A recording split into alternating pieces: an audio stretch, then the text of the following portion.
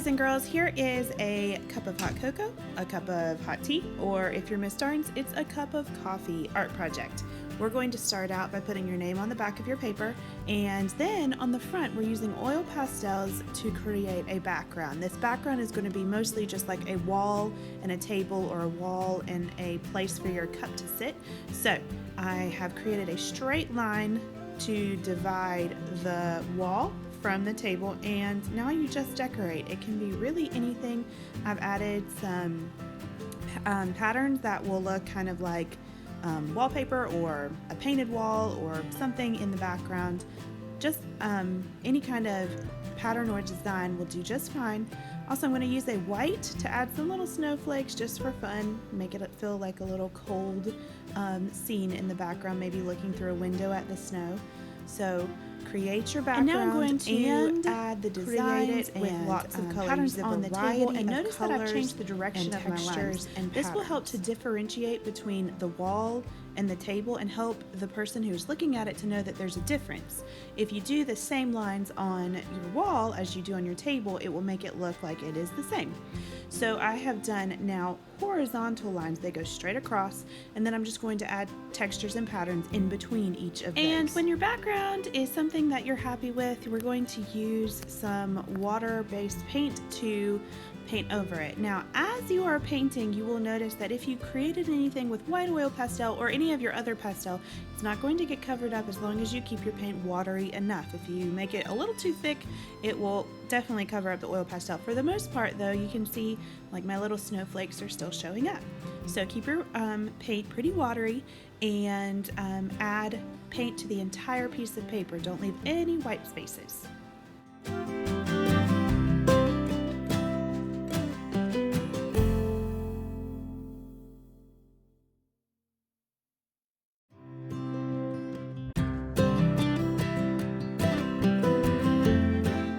And now we're going to create a cup and a plate, so a mug and a plate. First of all, I'm going to put 2 dots on this piece of paper, and I know that drawing an oval sometimes is a little more difficult, so I put those 2 dots and drew a curved line between those 2 dots, like a rainbow, and then I flipped my paper over and did the same thing on the bottom, and this will make it so that it's a little easier to create that oval shape for a plate.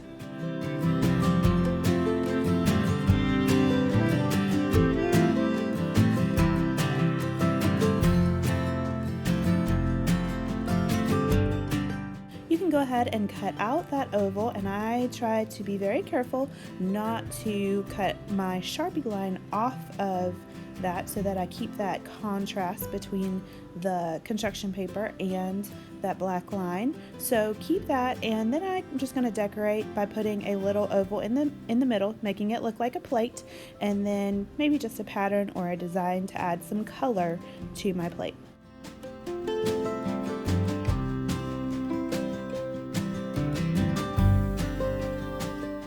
Now with my other sheet of paper, this is going to be the mug. So I have laid it down and folded each end in. This will be where I glue it down, okay?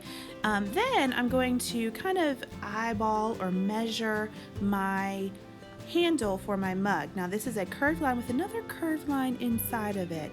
I will then take a Sharpie just to trace it so you can see it a little bit better. So curved line with another little curved line inside. I'm going to cut that out very carefully. As I'm cutting, just remember not to cut off your black Sharpie line.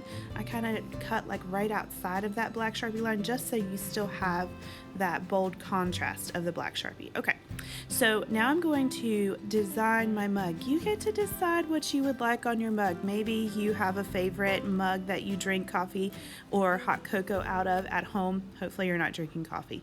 Yeah, take that back. Anyway, so hopefully you have something in mind that you might want to put on your mug. You can use oil pastels to decorate this. I'm just blending a couple colors together.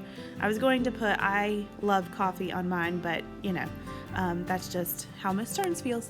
So anyway, decorate your mug to your liking with colors, patterns. Make a variety of textures and designs on your mug to make it very interesting.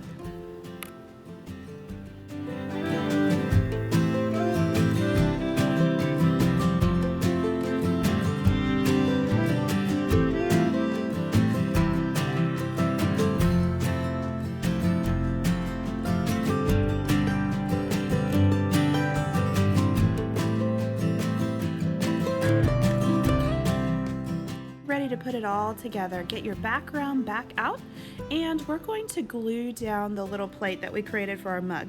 Now, if you put your plate way up in the top, it will be floating off the table. So you want to make sure that it is touching the table or the windowsill or whatever it is that's at the bottom of your paper. Not the wall, but down low so that it makes sense visually. After you add your glue to that, then it's time to glue down your mug. Now those little folded pieces is where I'm going to put my not a lot of glue. I'm just going to start with one side and glue it down in the middle of my plate. Hold it for a few seconds just to give it some good stick time. And then once it's stuck, then I will add my not a lot on the other side. Now I am curving my paper up to keep it popped up off the paper so that this is a three-dimensional mug. It looks as if it has volume and it looks like a cylinder that's popped up off the paper. Also, I'm going to glue down my handle. Tuck the ends of your handle up under your cup so that it stays connected, and voila, you have a coffee cup. Now, what is a cup of hot cocoa without some steam? So we'll take a cotton ball just for fun, pull off a little bit and pull it apart, add a little line of glue, and then pull that cotton apart and glue it down right above your cup for some steam. One last little detail that I have is just a piece of yarn and a little tag. These come on especially tea bags that you might see that have like a little tag that shows that you can hold on to pull the tea bag out of the cup. So I just added a little tag with a piece of yarn and just a scrap piece of white paper that I added a little design to. You can glue this down on the inside of your mug just for some fun.